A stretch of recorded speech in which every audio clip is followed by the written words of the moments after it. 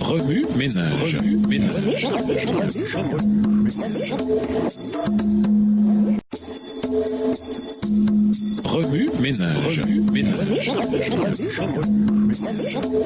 Bienvenue à votre émission Remue ménage. Nous voilà à la leçon de mardi. Réalisation missionnaire. Lisons acte 20, les versets 7 à 12. Acte 20, les versets 7 à 12. Le dimanche, nous étions réunis pour rompre le pain. Comme il devait partir le lendemain, Paul s'entretenait avec les assistants et prolongea son discours jusque vers minuit.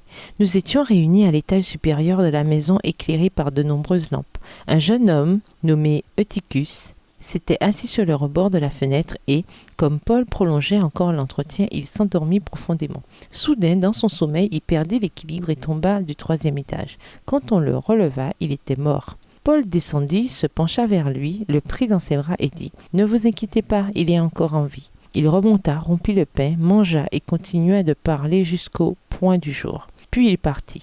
Quant au jeune homme, il fut ramené chez lui indemne, au grand réconfort de tous. L'Éphèse antique pourrait très bien se comparer à certaines des grandes villes du monde moderne. Prenez par exemple Charleston en Caroline du Nord, le Cap en Afrique du Sud ou San Miguel de Allende au Mexique. À l'époque de la visite de Paul, Éphèse était un centre important de commerce, d'industrie, de divertissement et de bien plus encore. Avec son port de mer, aussi important que celui de Dubaï, elle attirait des gens des 4 coins de la région pour des activités commerciales et industrielles. Avec 3 routes principales reliant le port à Babylone à l'est, à Smyrne au nord et à la vallée Menger au sud, Éphèse offrait tout sous ce même toit. Le temple d'Artémis était l'attraction la plus spectaculaire. Considéré comme l'une des 7 merveilles de l'Antiquité, le temple d'Artémis à Éphèse fut dédié à la déesse de la chasse. Seules les fondations et une colonne demeurent de ce temple qui faisait autrefois 137,74 mètres de long et 71,74 de large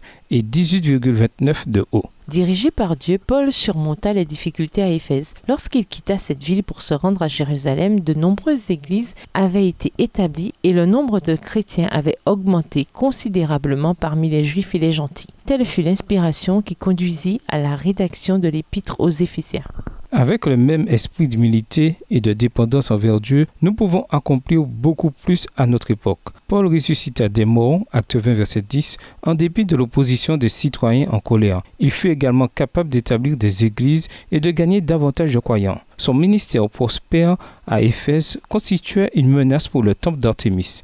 L'idolâtrie était endémique dans la région. Cependant, à l'époque de Paul, la technologie n'était pas aussi développée qu'aujourd'hui.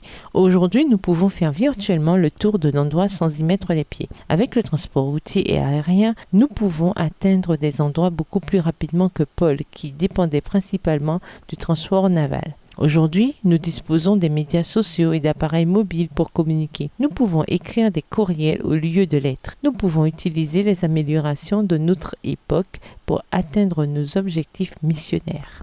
Pour cette raison, chaque membre d'église est aujourd'hui un missionnaire. Dieu demande à son peuple du reste, l'église adventiste du 7e jour, de préparer le chemin du Seigneur, de s'appuyer entièrement sur lui et de recevoir la puissance du Saint-Esprit, la pluie de l'arrière-saison. Nous sommes tous des semeurs. Examinons les instructions divines dans de nombreuses références tirées de la Bible et de l'esprit de prophétie au sujet d'une évangélisation pratique basée sur les Écritures. Remue ménage. De quelle façon la technologie nous aide-t-elle à atteindre nos objectifs missionnaires aujourd'hui? En plus de ressusciter les morts, quels autres miracles Paul fit-il pendant sa mission à Éphèse? Au revoir. Et à demain si Dieu veut. Remue ménage. Remue ménage.